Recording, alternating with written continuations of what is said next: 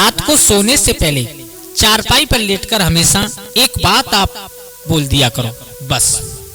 अगर जिस इंसान ने सोने से पहले चारपाई पर लेटकर हाथ जोड़ करके एक बात बोल दी, उसका कभी भी जीवन में बुरा वक्त नहीं आएगा।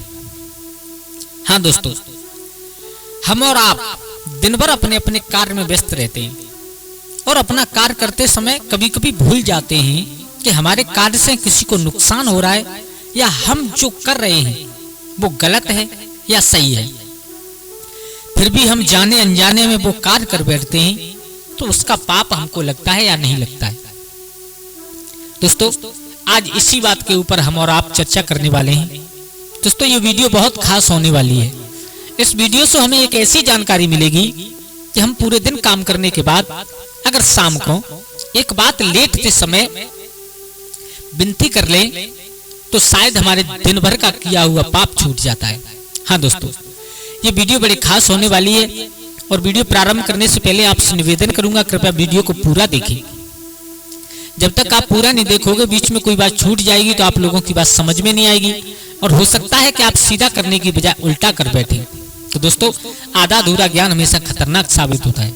और हाँ, चैनल को सब्सक्राइब करने की अब मैं बार बार आपसे नहीं कहूंगा, क्योंकि अगर आपको वीडियो अच्छी लगेगी तो मुझे विश्वास है कि आप अवश्य ही मेरा चैनल सब्सक्राइब करेंगे और बहुत सारा प्यार देंगे कमेंट में लिख करके। तो दोस्तों, आ जाओ, आप लोगों का समय बर्बाद ना करते हुए गौर करते हैं इस आज की ज्ञान चर्चा के बारे में। दोस्तों, जो सज्जन पुरुष हुआ करते हैं, जो ईमानदार लोग हुआ करते हैं, वो अपना कार्य, देखो कार्य तो सब करते हैं, अपना अपना कर्म, जो भी जिसका जो कार्य कर्तव्य है वो अपना अपना करते हैं। लेकिन कुछ लोग ऐसे होते हैं कि चाहे हमें 4 पैसे कम बचे, लेकिन वो कभी ये नहीं चाहते कि कुछ ऐसा हमारे हाथ से कोई ऐसा कार्य हो जाए जिससे दूसरे की आत्मा दुख जाए। और दोस्तों, इस बात को आप जानते हो कि दूसरों को परेशानी देना, दूसरों को संकट देना, इससे बड़ा कोई पाप नहीं होता संसार में। पर हित सरस धर्म ने भाई, पर पीड़ा सम नाय तुम्हारी। दूसरों की सहायता करना, इससे बड़ा कोई पुण्य नहीं होता। और दूसरों को संकट में धकेलना, दूसरों को परेशान करना, इससे बड़ा कोई पाप नहीं होता है। तो दोस्तों, जो सज्जन पुरुष होते हैं वो अपना कार्य करते समय इस बात का ध्यान रखते हैं कि हमारे हाथ से कोई ऐसा काम नहीं हो जाए जिससे किसी को परेशानी हो और जिससे किसी को नुकसान हो, जिससे किसी की आत्मा दुख जाए। लेकिन कुछ लोग ऐसे हुआ करते हैं जो अपना थोड़ा सा पेट भरने के चक्कर में दूसरों को संकट में ढकेलते ही जाते हैं। उनका तो क्या होगा वो तो भगवान जाने, उसके बारे में हम कुछ नहीं कह सकते। लेकिन हाँ, उन लोगों के बारे में जरूर कहूंगा जो लोग जानबूझ करके पाप या नहीं, जो लोग जानबूझ करके पाप या किसी की आत्मा को नहीं दुखाते। और ऐसा हो जाता है कभी कभी, आप सब लोग जानते हो कि अच्छा करते समय भी बुरा हो जाता है। हम लोगों को मालूम नहीं पड़ता, हम अपनी समय से अच्छा करते हैं, लेकिन कभी कभी बुरा हो जाता है। तो उसका पुण्य या पाप जो कुछ भी है हमको मिलेगा या नहीं मिलेगा, पाप हमको लगेगा या नहीं लगेगा। तो दोस्तों, इस जिंदगी में, इस आज के व्यस्त दुनिया में, इस व्यस्त समय में कोई इंसान ऐसा नहीं होगा जो अपना पेट भरने के लिए कार्य ना करे, और करना भी चाहिए। हमारे विद्वान कह देते हैं, हमारे गांव की तरफ एक कहावत है, हमारे बुजुर्ग कहते हैं कि हर को भजन पेट को धंधो और जाऊ न करे आँखिन को अंधो। ये 2 काम ऐसे होते हैं, प्रभु का भजन और अपने पेट के लिए कुछ धंधा, इन्हें ना करे, उससे बड़ा कोई मूर्ख संसार में नहीं होता।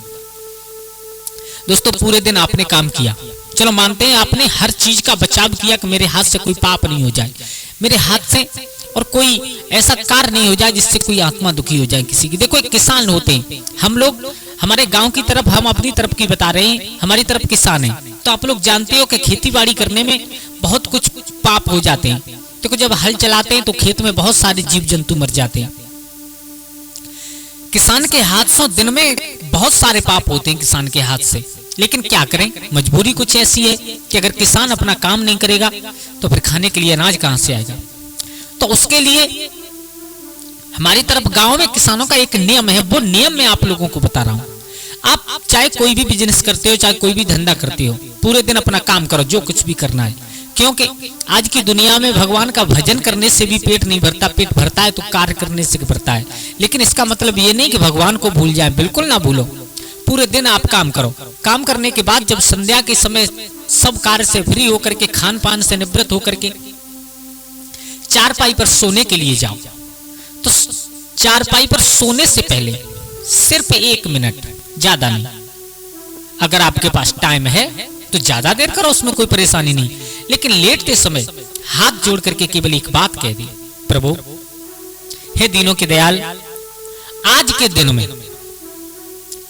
दिन में अगर इस तुम्हारे दास से जाने अनजाने में, वैसे मैंने जानबूझ करके कोई गलती नहीं की, अगर जाने अनजाने में इस तुम्हारे दास से कोई गलती हो गई हो तो प्रभु क्षमा कर देना, क्योंकि मैं इस बात को अच्छी तरह जानता हूं कि बुरा करने से हमेशा बुरा फल मिलता है, लेकिन मैंने जानबूझ करके किसी का बुरा नहीं किया। अगर फिर भी कोई कार्य ऐसा हो गया हो जिससे दूसरे को ठेस पहुंची हो, या मुझे पाप लगा हो, या किसी की आत्मा दुखी हो, या मैंने कोई जानबूझकर गलत किया हो, तो प्रभु मुझे माफ कर देना। दोस्तों, इस बात को आप जानते हो कि जब आप अपना कर्तव्य प्रभु के ऊपर डाल दोगे तो भगवान तुम्हारी तरफ जरूर सोचेंगे। आपके ऊपर कभी भी संकट नहीं आ सकता, उस चीज का आपको पाप नहीं लगेगा। मैं ऐसा नहीं कह रहा हूं कि आप जानबूझ करके दिन रात पाप करो, मारो काटो, किसी को सताओ, बेईमानी करो, झूठ बोलो और फिर शाम को लेट करके प्रार्थना करो, उससे कुछ नहीं होता। क्योंकि हमारे विद्वान कहते हैं कि कर कुकर्म चाहो कल्याणा, करे कुकर्म चाहो कल्याणा और ऐसे राम खिलौना जाना।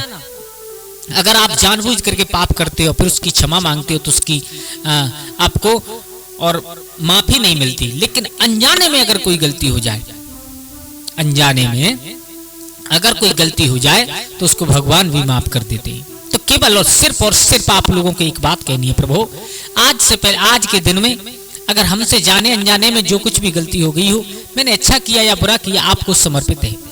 जैसा आपने मेरी बुद्धि दी वैसा मैंने किया, अगर उसमें कोई भूल हो गई हो, कोई गलती हो गई हो तो प्रभु मुझे क्षमा कर देना।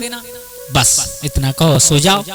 दोस्तों, कभी भी आपके ऊपर संकट नहीं आ सकता, कभी भी आपका बुरा वक्त नहीं आ सकता, क्योंकि भगवान कभी अपने हाथ से किसी को मारते नहीं, सब अपने आप मर जाते उल्टे सीधे कर्म करने के बाद। तो दोस्तों, आशा करता हूं आज की वीडियो आप लोगों को पसंद आई होगी। अगर पसंद आई हो तो प्लीज, अब आप समझ जाओ मैं क्या कहना चाह रहा हूं।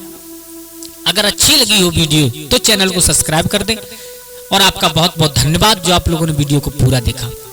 आज के लिए इतना ही, कल फिर मिलते हैं किसी एक नई कहानी, एक नई चर्चा के साथ। तब तक के लिए सभी लोग आनंदित रहें, खुश रहें। जय श्री राधे, जय श्री राम।